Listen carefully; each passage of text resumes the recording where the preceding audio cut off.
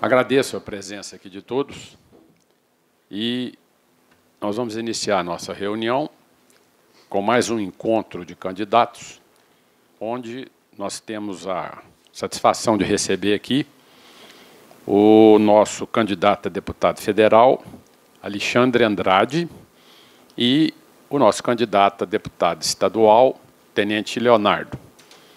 Cada um deles, à sua maneira, vai responder algumas perguntas nossas, se posicionando a respeito dos interesses de cada um e da sua plataforma, da qual ele defende lá a sua candidatura.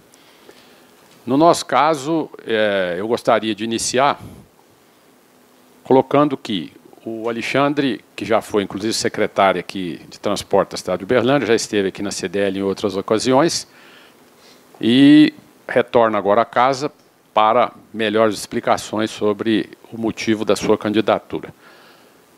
Vamos começar passando a palavra para o Alexandre, para que ele explique quem ele é, né, e fale algumas palavras para todos vocês antes da gente começar a conversar. Depois faremos a mesma coisa com o Tenente Leonardo e vamos alternando as perguntas, né, tanto as minhas quanto a de qualquer diretor que queira fazer. Então, Alexandre, vou passar a palavra para você. Fique à vontade. Bom dia. Quero agradecer ao Cícero pela oportunidade, a todos da CDL, da gente estar aqui, uma casa democrática, uma casa preocupada em produzir propostas. Primeiro, sou candidato a deputado federal porque eu acredito que a representação da cidade de Uberlândia está extremamente limitada. Há 30 anos atrás, Uberlândia não era gigante que é hoje, e tinha 4 deputados federais e um senador da República. 30 anos se passaram, Uberlândia vira o 25º maior colégio eleitoral do Brasil, maior do que 10 capitais, quase do tamanho de muitos estados, e nós temos somente 2 parlamentares em Brasília. É muito pouco para uma cidade que tem muitos interesses a serem defendidos. E aí não adianta reclamar que os investimentos vão para região metropolitana ou vão para o sul de Minas, porque a representação parlamentar deles é muito mais maçuda do que a nossa. Então, primeiro, essa constatação de que nós precisamos, urgentemente, aumentar quantitativa e qualitativamente a nossa representação parlamentar. Sou candidato, segundo, porque eu me sinto preparado para o desafio do cargo. Eu vejo muita gente querendo se candidatar mais no oba-oba da política ou usando como plataforma para futuras eleições, mas sem estar consciente do que está acontecendo no nosso Congresso Nacional, quais as pautas que estão rodando por lá, como destravar temas e projetos tão importantes para o desenvolvimento econômico e social do Brasil. Eu costumo dizer que primeiro eu me preparei do ponto de vista técnico para ocupar esse cargo, com a minha formação de economista, aqui na Universidade Federal de Uberlândia. Depois, cursei especialização em gerenciamento de cidades na FAAP. Fiz mestrado em Sociologia com ênfase em políticas públicas na Unesp de Araraquara. Depois ganhei uma bolsa de estudo da Fundação Konrad Adenauer e fui para o Chile estudar Teoria Política e Gestão Pública. Fui auditor do Prêmio Nacional da Qualidade no Setor Público, fui consultor de organizações públicas e não governamentais, já tive uma experiência no Executivo e estou preparado também porque não parei no tempo, Cícero. Eu quero ser deputado federal para mexer nos temas que vão resolver a vida de Uberlândia, de Minas e do Brasil. E a nossa plataforma ela está fundamentada em 3 eixos. Pela minha formação de economista, não teria como o primeiro eixo não ser o eixo reforma tributária. Um segundo tema importante, e que auxilia nessa questão do fim da guerra fiscal, é que hoje nós temos um sistema tributário complexo, assimétrico, pouco transparente, fazendo com que o Brasil, o Tom Jobim já dizia, realmente não é um país para iniciante. Que país no mundo sobrevive com mais de 60 tipos de tributo? E o terceiro ponto da reforma tributária, uma reforma tributária que reconheça o papel dos municípios na federação e dê vida a um novo federalismo. E eu tenho como proposta aumentar a parcela do IPVA para o município, que hoje é 50% para o município e 50% para o Estado, que fique 75% no município e 25% no Estado. E a mesma coisa com o Imposto Territorial Rural, que é 50% para o município e 50% para a União, que ele fique na integridade, na integralidade para o município. A segunda bandeira que nós pretendemos levar à frente no Congresso Nacional é a bandeira da reforma política, Cícero. Estava comentando com você o quanto é desgastante uma campanha eleitoral para deputado. Um dia você está em Paracatu, outro dia você está em Carneirinho, outro dia você está em Patrocínio, logo você está em Turama. Acaba que esse modelo que nós temos, ele é um modelo caro, ele é um modelo que bagunça a cabeça do eleitor, porque aparecem tantos nomes, e o eleitor acaba não lembrando em quem votou, logo ele cobra menos, se ele não sabe onde ele destinou o voto dele, e dá pouca representatividade para o próprio parlamentar. Por isso eu defendo o sistema distrital, para que nós possamos ter distritos.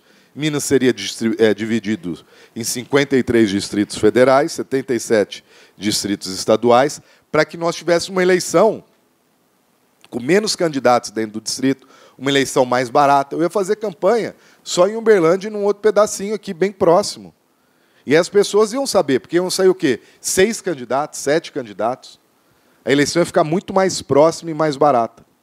Pretendo levar a cabo também, no universo da reforma política, a instituição de apenas uma reeleição para cada cargo público.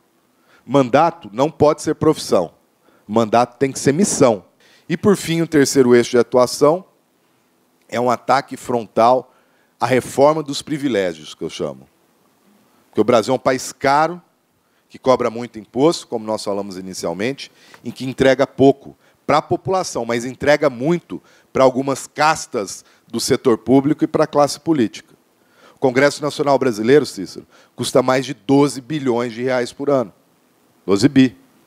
Tá vendo? 6 orçamentos executados da cidade de Uberlândia, que é um monstro. Então, a gente tem como proposta reduzir de 81 senadores, que são 3 por estados, para a gente reduzir para 2 senadores por estado. E a gente reduzir em até 25% o número de deputados federais e reduzir também o número de deputados estaduais, que hoje está na casa de 1.096, para baixo da casa dos 800. E fazer uma alteração na lei de responsabilidade fiscal em que discipline os gastos com o legislativo municipal. A lei de responsabilidade fiscal estabelece que o legislativo municipal ele custa de 1,5% a 3% da receita corrente líquida. A gente reduzir isso para 0,8%, para que a gente tenha também um poder legislativo mais barato. Uma reforma dos privilégios que ataque frontalmente o maior dos privilégios, que é o foro privilegiado. Tem muita gente que é candidato para se esconder da justiça. Eu vou aproveitar agora o tenente Leonardo para que ele diga as palavras dele também com uma certa rapidez, para a gente depois iniciar as perguntas. Bom dia a todos, é um grande prazer estar aqui do CDL, por esse convite, a gente que está aí como candidato a deputado estadual e uma candidatura que ela é, eu digo, de forma independente, né? Que a gente que está buscando apresentar o nome, então todo espaço é importante para que a gente possa divulgar o nosso trabalho e apresentar como que a gente está desenvolvendo essa candidatura. O CDL está presente na minha vida há muito tempo. Meu pai foi associado aqui, tinha uma pequena empresa na área de beneficiamento de sementes, já em 90, mais ou menos, a gente já era associado aqui no CDL, eu sempre estava aqui com vocês. E depois teve um projeto pelo SEBRAE, que eu fui consultor, fazendo algumas planilhas para o pessoal que trabalhava com van. Então, isso aí no início da minha carreira. Sou economista, formei pela Universidade Federal de Uberlândia e, depois que formei, fui ser consultor de empresas e trabalhei no setor atacadista. Aliança Atacadista, Irmãos Ked, e o último projeto também da Coca-Cola, eu participei na área de finanças. Então, sempre atuei junto às empresas, fazendo os projetos de viabilidade econômica e também procedimentos internos do dia a dia das empresas. Então, sempre tive a parte administrativa e também essa parte financeira no nosso trabalho. a questão da candidatura, eu não sou um político profissional e nem tinha essa intenção direta de ser um político, de ser um candidato. Foi a questão da minha vida que me levou hoje a ser candidato a deputado estadual. Sempre participei de forma ativa na política, junto com o Alexandre, ainda na universidade, nós participamos do DCE, de algumas ações políticas lá, então, há mais de 20 anos.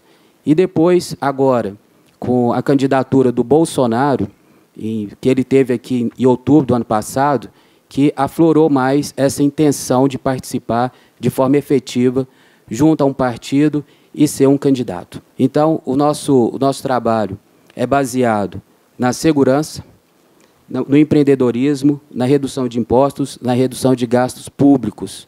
Por quê? Como economista, eu sigo a linha liberal, que é a linha pró-empresas. Então, o modelo que nós estamos vivendo hoje é um modelo socialista, comunista, intervencionista, que vai levar toda a sociedade ao caos. Nós estamos seguindo o caminho da servidão. Isso está muito claro, é um governo, um Estado inchado que domina a sociedade.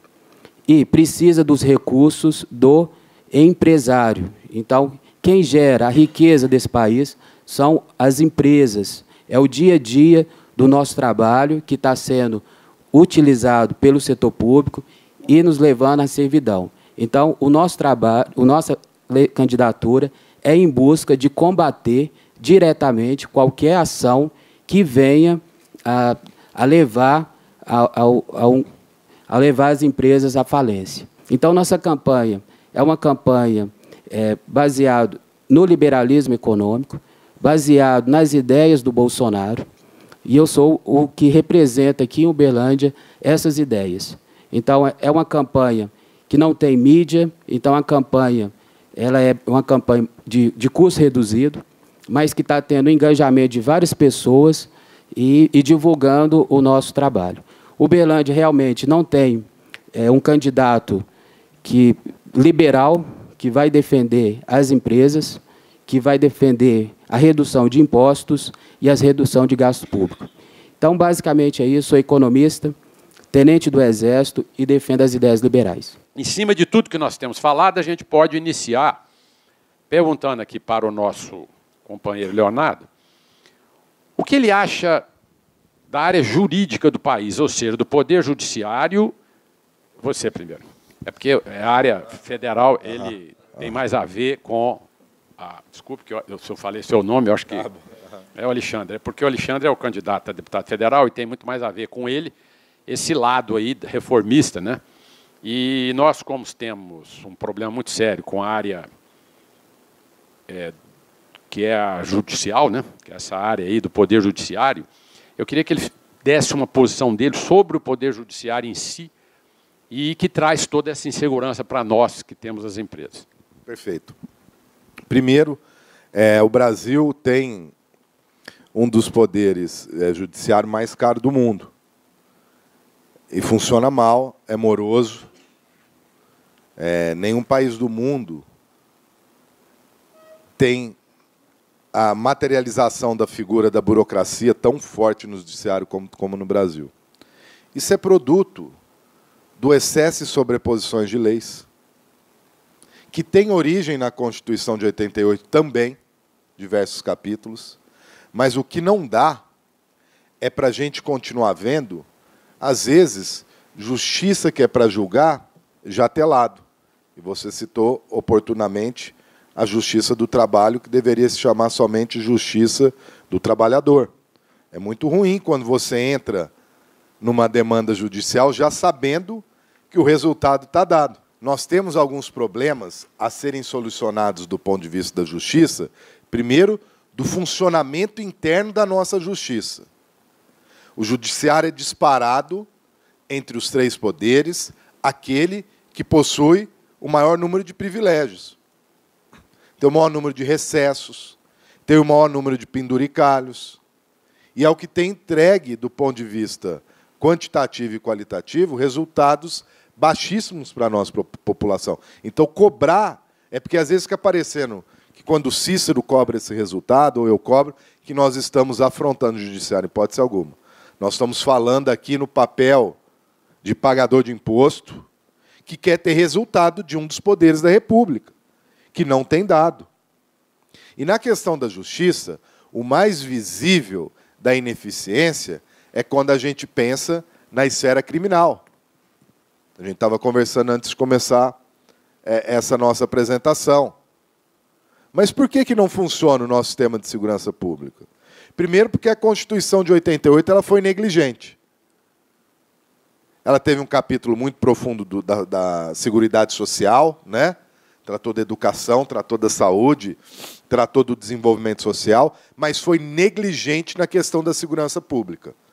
Como ainda estava muito fresquinho, muito próximo do regime militar, os deputados não quiseram colocar a mão nessa cumbuca e deixaram um sistema extremamente aberto, onde todo mundo faz tudo, ninguém faz nada. Então, não existe uma definição clara de cada ente federado na questão da segurança. Fica um toma lá da cá gigante. A polícia prende, mas o judiciário manda soltar. A polícia entrega, às vezes, a militar, vai até a civil e depois não há uma integração necessária entre esses dois órgãos. Então, na minha opinião, o que a gente precisa fazer do ponto de vista do judiciário, primeiro é dar um choque de realidade. Um choque de realidade.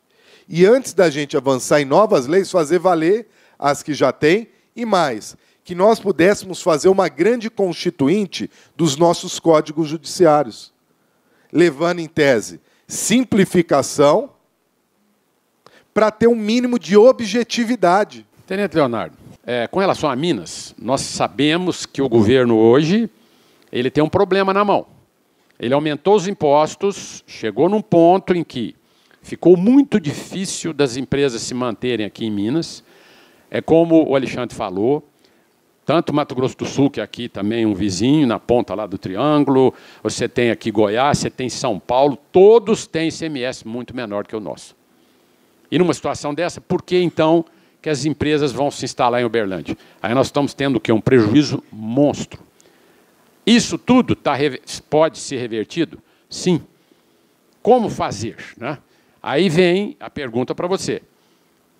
De que forma se enxerga o governo de Minas e por que é que ele aumentou tanto as alíquotas e não considerou que isso faz com que o volume de negócios caia e aí ele arrecada menos? Então é um tiro no pé.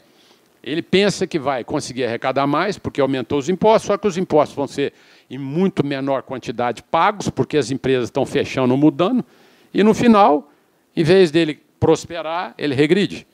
Qual é a solução, tenente? A solução é o corte generalizado dos gastos públicos. É cortar na raiz, é diminuir o poder do Estado, é demissão de cargos comissionados. A minha sugestão é que já toda consultoria, assessoria, treinamento já seja suspensa já de imediato pelo Estado, já no primeiro semestre. E não a contratação também, a não contratação de novos cargos comissionados. Isso para o quê? Para diminuir o impacto financeiro do Estado. Então, a questão é simplificada, é simples, é questão de receita e despesa e diminuir o poder do Estado. Então, tem que ter um governo que tenha coragem para isso. Como deputado, esse é o ponto principal do meu trabalho. Orçamento público é estar lá criticando as decisões e apresentando soluções que possam melhorar o gasto público. A pergunta vai para você, Alexandre, porque você falou que está entrando na política agora, né? O Alexandre parece que se preparou para a questão pública. Aí vem a pergunta.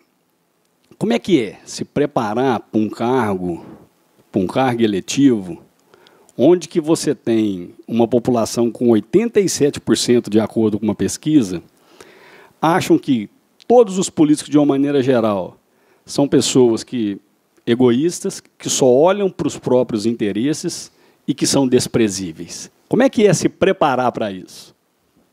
Boa colocação, Luciano. Minha mãe me fala a mesma coisa. Olha, tanta coisa para você fazer, você foi mexer, mas assim, para mudar essa realidade, nós só temos um caminho, é não reelegendo ninguém que está aí. E dando a oportunidade para que novos nomes, que não seja o meu, tem outros que estão se colocando também, tenham a condição de contribuir com o Brasil. O que é a grande dificuldade? Você ficar 30, 40 anos no seu negócio, não tem problema nenhum, é um negócio privado, né? Seu pai que trabalhou, vocês pagam seus impostos, vocês geram seus empregos. O que não dá, e aí o descrédito da política vem disso, é o cara ficar 30 anos em algo que é público. E aí acaba deformando o público, vai virando privado. E o cara fica tanto tempo no cargo que ele já acha que ele não deve mais satisfação. Então eu acredito que chegou a hora de uma nova geração de homens e mulheres mostrar que é possível fazer melhor e diferente do que está aí. E tem muita gente boa chegando, muita gente boa se colocando à disposição para trabalhar por Minas e pelo Brasil. E o reforço que eu faço, Luciano, é que se não for o meu nome, que seja um outro capaz de trazer a renovação, mas sempre olhando ao lado de quem está andando. Tem muita gente se apresentando como renovação, mas de mão dada com o dinossauro. Luciano, também eu gostaria de responder a pergunta. Por que eu estou como candidato? Apesar de não ter preparado para ser um político, mas eu sempre fui ativo. Então, sempre participei dos eventos, sempre participei da política, mas nunca quis assumir nenhum cargo público por opção mesmo. Porque eu sentia que a política não estava representando da melhor forma. Agora não, agora eu vejo o momento da renovação. E essa renovação, esse início da renovação, é muito difícil as pessoas se apresentarem. Mas eu conheço de política, então tem mais de 20 anos que eu acompanho a política partidária, estou vendo como que os candidatos estão se colocando, como está se fazendo a política. Então, hoje eu venho para a política como candidato, mas eu conheço da política, não quis participar. Então, me considero uma renovação mesmo. E renovo da seguinte forma: toda a campanha é patrocinada com o meu recurso. Então, é suado, ela é simples, mas hoje tenho a favor a internet, o WhatsApp, o Facebook, que está propagando o meu nome. Então, essa é uma renovação de verdade. E eu busco trabalhar de forma técnica. Meu trabalho, durante esses 20 anos, foi como empresário mesmo, fazendo negócio e de forma técnica. Então, eu nunca vi a política como um espaço para você fazer como carreira, mas sim uma atuação efetiva nos pontos fundamentais. Como tirar do papel, né, esse documento que foi feito, esse estudo, né, pessoas inteligentes, capacitadas, que saem dali com a receita do bolo, mas a hora que você está no primeiro dia de trabalho no Congresso, vai pegar um Congresso com pouca renovação, pouca mudança no Senado, pouca mudança no Congresso. O que fazer? Qual que é o primeiro passo? Como conseguir fazer essas ideias acontecerem? Essa que é a pergunta. Primeiro, saber onde estão os projetos. Você não pode chegar e querer aprender, porque senão vai passar 2 anos de mandato e você não fez nada.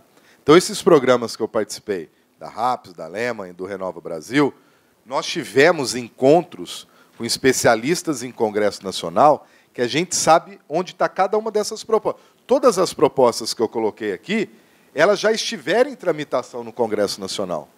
Então, a gente vem muito rápido desengavetando isso tudo. E o principal é fugir da cilada de virar baixo clero nas 3 primeiras semanas de atividade. Geralmente, a pessoa ela vira baixo clero na primeira sessão do Congresso, ao eleger o novo presidente da Câmara. Que é aquele toma lá da cá, ó, eu vou te dar um carguinho na mesa de R$18 mil, um fantasminha, se eu nomeio um parceiro seu, ele volta metade para você, você vai tocando, você deve estar com umas dívidas de campanha, etc. e tal. Então, o Renova fez um módulo com a gente só disso. Como não se tornar baixo clero em uma sessão? Para a gente fugir dessas armadilhas. O bacana do Renova é que ele é suprapartidário. Tem gente da Rede, tem gente do Novo, tem gente do PSB, tem gente do PSL, sabe? Tem gente de todos os partidos para a gente buscar aqueles temas de Brasil que os unificam. Então, assim, eu não vou chegar sozinho, eu estou convicto disso. Nós devemos chegar lá numa bancada de pelo menos 25 deputados federais do Renova, cada um do seu estado, cada um com o seu partido, mas todos com o mesmo propósito, tirar do papel essas propostas que a gente tem apresentado. Você enxergaria alguma dificuldade em colocar os seus projetos em prática devido à ideologia do seu partido? Não. E não sigo. O primeiro partido, se fosse bom, ele chamava inteiro, né, Cadu? Ele não era partido. Eu tenho uma carta de autonomia com relação ao partido, porque eu podia ter ido para qualquer outro partido. Eu podia. Eu permaneci. As instituições partidárias no Brasil estão falidas, a gente precisa refundar os nossos partidos. E tanto não sigo orientação que eu estou apoiando o presidente da República, o Álvaro Dias, e para governador o Romeu Zema. E aberto, de peito aberto, eu faço campanha, tenho vídeo na internet com os dois, e peço voto. Partido nenhum, Cadu, pode ter certeza, vai me colocar amarra. Não vai colocar. Eu tenho essa conversa até com o presidente estadual, com o presidente nacional do partido. Essa pauta que eu estou defendendo não é uma pauta só do Renova, uma pauta, eu tenho uma ligação muito forte com Uberlândia. Então, assim, eu queria que o meu partido fosse até Uberlândia e o Triângulo Mineiro, que precisa ter esse sentimento lá, mas pode ter certeza que partido nenhum vai me colocar amarra. Isso desde o primeiro dia, desde o primeiro pronunciamento no Congresso Nacional. E se vier tocando, toca para lá que eu toco para cá. Gostaria de fazer também uma consideração em relação ao PSL, que é o partido no qual estou me candidatando. O PSL, o Bolsonaro, em janeiro, foi para o PSL e definiu o partido por completo. Então, segue uma linha liberal. O Paulo Guedes, que é o economista que está estruturando todas as ideias e o programa de governo do Bolsonaro, trabalha com a linha liberal. Então, fico muito tranquilo, faço parte também da renovação, está num partido que dá as condições e o alinhamento do trabalho a ser seguido. Então, fico muito tranquilo, como deputado estadual, de defender as minhas ideias, porque eu sei que o PSL vai dar toda a guarida para que se possa fazer um bom trabalho, que é a redução de impostos, redução do gasto público, o empreendedorismo, a defesa da propriedade privada e o respeito à vida das pessoas. Gostaria de agradecer a participação dos nossos dois candidatos e também pedir a eles, se houver interesse, que faça alguma consideração final breve para que a gente, então, possa encerrar a participação deles aqui na nossa CDL, ok? Pessoal, Cícero, em seu nome, eu quero agradecer à CDL a oportunidade por abrir esse espaço democrático a todos os candidatos que queiram se colocar. A nossa candidatura representa a possibilidade de Uberlândia ter um deputado federal para não fazer a política pequena, mas um deputado federal para ter condição de discutir os grandes temas nacionais. Não dá para Uberlândia ficar de fora dessa discussão, com todo o respeito aos que estão aí, mas eles não têm o preparo necessário que esse momento exige de uma representação parlamentar. Porque o jogo lá é bruto, e você tem que conciliar ciência e competência.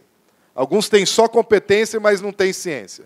Outros só têm ciência e não têm competência. E a gente consegue aglutinar esses dois pontos, e aqueles que ainda não fizeram a sua opção, coloco o meu nome à disposição para trabalhar por Uberlândia, para trabalhar pelo Triângulo Mineiro e, principalmente, para ser um representante da classe produtiva que hoje é penalizada e nunca incentivada. Obrigado, Cícero. Gostaria de agradecer também a oportunidade de estar apresentando meu nome para vocês.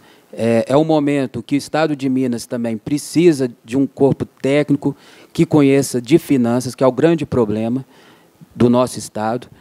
Eu quero fazer um trabalho não só para Uberlândia, é a questão regional também.